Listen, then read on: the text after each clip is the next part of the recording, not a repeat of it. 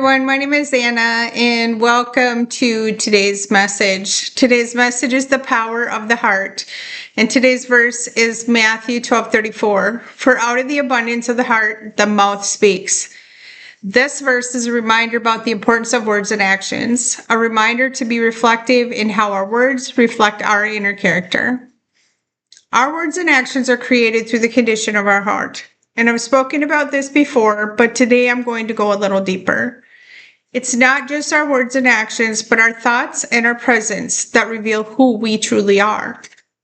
Understanding this biblical truth helps us align with God's will in our lives and with our true faith.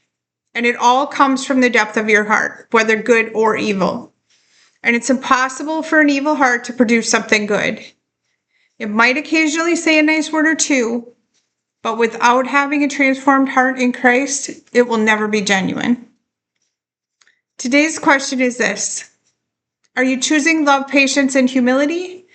Or are you allowing resentment, anger, and pain to take root in your heart? Blessings and curses can come from the same person, but always from the heart. And it doesn't just affect us. What we do is far-reaching, and it does affect others, even if you don't mean for it to happen that way.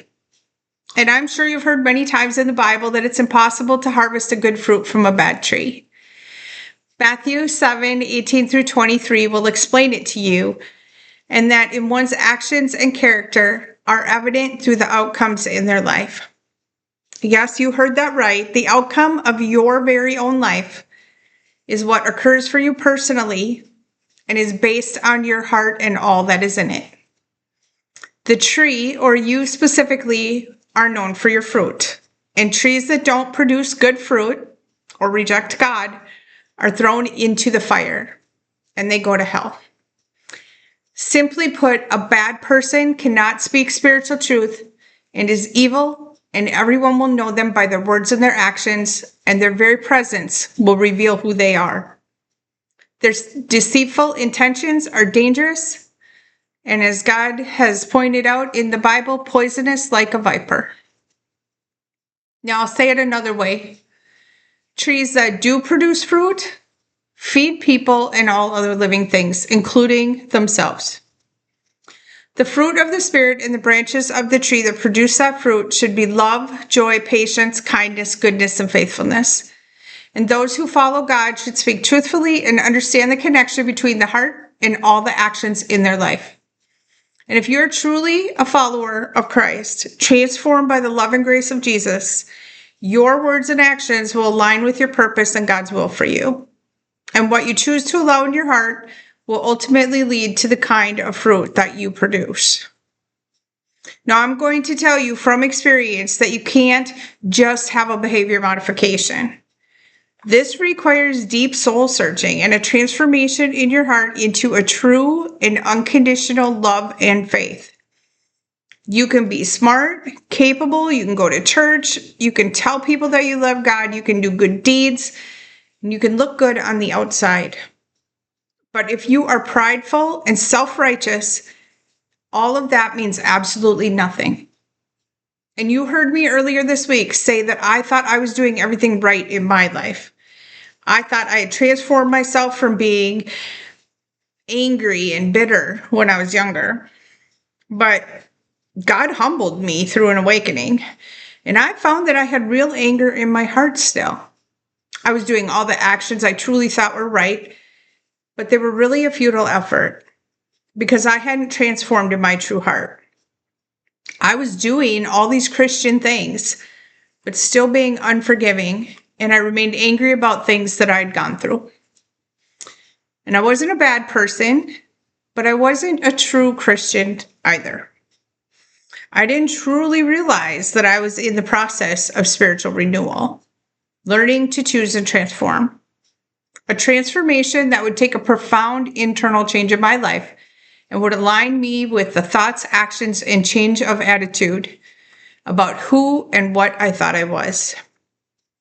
My simple faith was being turned into something profound, and I was being sanctified. Now, in our lives, we are justified or saved in the eyes of God in our sin because Jesus died for us. But being sanctified is truly the process of growing and being transformed into the image of Christ and living a Christ-like life. And the process is not just a one and done thing. You can't just say that you're saved and choose not to transform.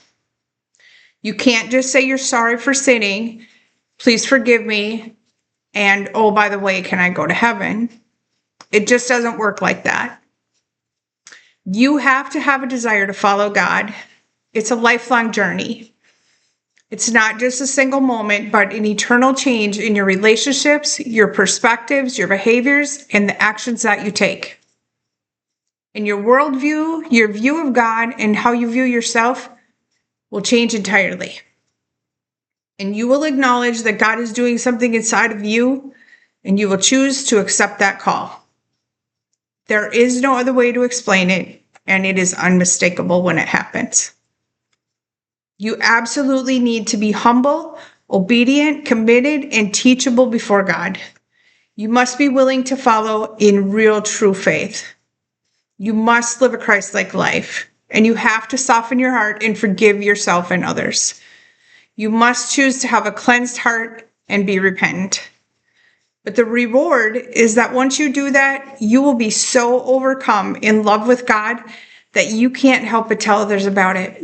You can't help but want to know Him more. And everything in your life will become hopeful. Your failures won't matter, only your victories.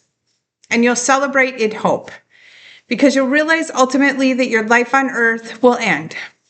And you'll get to live a life with Christ forever in eternal peace. And you'll realize that the journey was always about the destination. And I'm telling you, if God can transform my heart, well, He'll transform yours too. You just have to simply choose that. Today's message is this: being responsible, mindful, and deliberate in your words, thoughts, and actions will allow your heart to overflow with blessings that honor God and bless others. And when you're a follower of Christ, you have the very unique opportunity to offer hope and wisdom to others, especially with your words. And you have the God-given ability to bring others to Christ with your love. And there's no accident in that, but you cannot do it with a sick heart. True goodness can only come from a heart that's transformed by God, a sanctified heart. It's full of compassion, grace, and you will, in God, love and be faithful. Live truthfully. Seek guidance so you can grow in wisdom and love. Reject what doesn't honor God. And intentionally choose to spread love and bring hope to people and to Him so that they can be saved too. Honor God in all that you do. There is no such thing as coincidence in this world. Everything is controlled by God. There is no such thing as an unimportant word, an unimportant thought, or an unimportant action. Your life reveals your true heart and your intentions. Choose to use yours with pure love. If this resonated with you, please like and share my post. And thank you for your donations to my divine mission and for helping me to keep my messages alive. I'll see you next time.